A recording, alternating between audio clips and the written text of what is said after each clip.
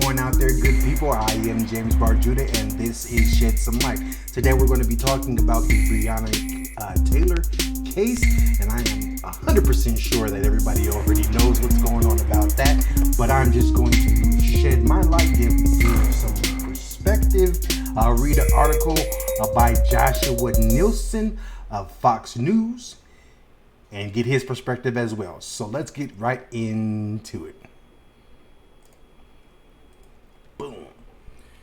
Breonna Taylor's case, evidence does not provide provide proof of homicide by police. Andy McCarthy says criminal law is not equipped or meant to deal with every human tragedy. McCarthy tells Daily Briefing. The set of facts in the deadly police-involved shooting of Breonna Taylor in Kentucky does not provide grounds to pursue a homicide case, former federal prosecutor Andy McCarthy told the Daily Briefing Wednesday.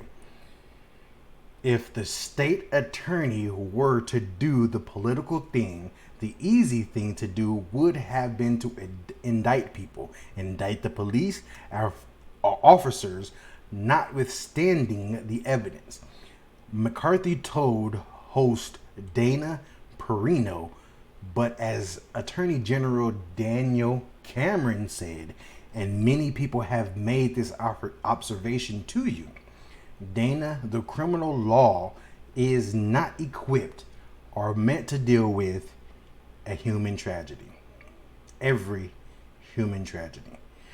McCarthy then went through the particulars of the drug raid by the Louisville Metro Police that resulted in Taylor's death on the night of March 13th. You have a situation here where it is actually wasn't what was presented to us for a long time. Now I'm going to go ahead and interject here. Now they're going to try to create a new narrative and say that it wasn't a no-knock warrant, that they did announce themselves, and that gave them the all clear to shoot back. Let's get back to what we were reading. This was not a no-knock warrant situation. They may have had the no-knock authority, but they obviously knocked and announced. And when the police entered, they were fired on. And when they returned fire, a woman was tragically killed. Now, Miss Taylor was not armed. Her boyfriend was armed. Her boyfriend shot. Miss Taylor was shot. She perished. That is what we know. We also know that she was unarmed. So that is also a fact. So if I am unarmed and I present no threat to you, but yet you shoot and kill me, how is that not a homicide? You did not use your training and your judgment that is specified to be able to have quick judgment on who's the perpetrator and who's the victim, or who has a weapon and who doesn't. You have that training, but you did not fall back on that training, and you've killed me. But because there are many protections under the law for you as a police officer, you get away. Let's read. Oh boy. Let's go back to over here. Boom, boom, boom. That is not a set of facts on which you can prove a homicide case. If you don't smell a cover up here, I don't know if you got the Rona. I don't know if you got a head cold or what's going on with you. But if you can't see that this is some type of cover up, maybe you in bed with this corruption. Let's just put it that way. This evil that is in this world. Let's continue to read. A grand jury announced Wednesday that the former Louisville police officer Brett Hinkinson's had been indicted on 3 counts of wanton endangerment in the first degree for firing his weapon into an apartment adjoining the one Taylor was in. The other 2 officers involved in the raid were not indicted. Now let's talk about that. Wanton endangerment is when a police officer fires his weapon in one place and it enters into another place, endangering other people's lives. Now, this is what happened. That's what he's being indicted on. But because he's a boy in blue, he gets a special privilege. Where it had been you or I, there would have been enhancement on top of enhancement on top of enhancement, and we would have been buried under the jail, under the prison, never to see the light of day again. But because he's blue, he has special privileges afforded to him, and he got a lesser charge. Let's continue to read.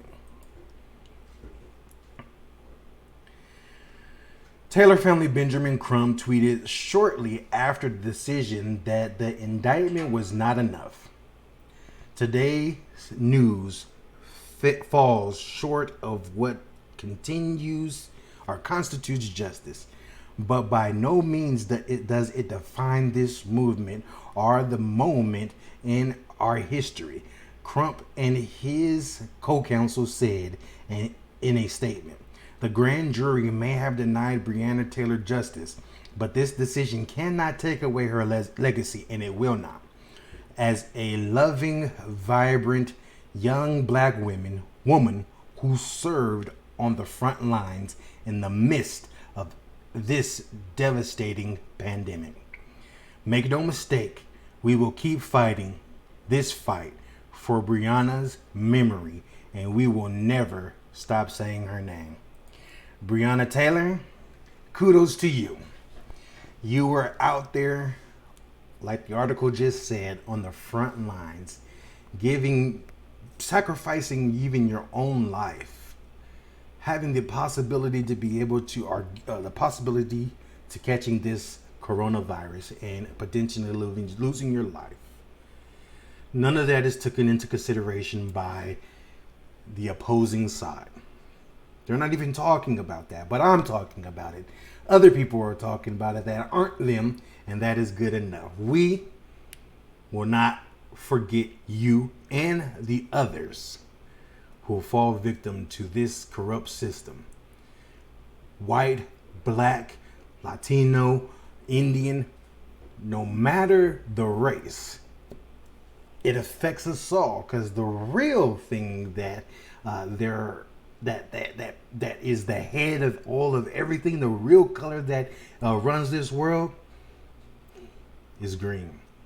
So with that, I am James Barjuda. I appreciate you guys coming along for the ride today on Shed Some Light. I appreciate you if you gave me a like, share. If you like what you heard, go on ahead and consider hitting that subscribe. I can't even talk now. You can consider hitting that subscribe button. I have fun here every day. I appreciate you. Well, not every day. It's Mondays and Thursdays. I film pretty much every day, letting y'all on a little bit there. I hope you guys have a blessed day. Again, I am James Barjuda. I 100% appreciate you. Y'all be blessed.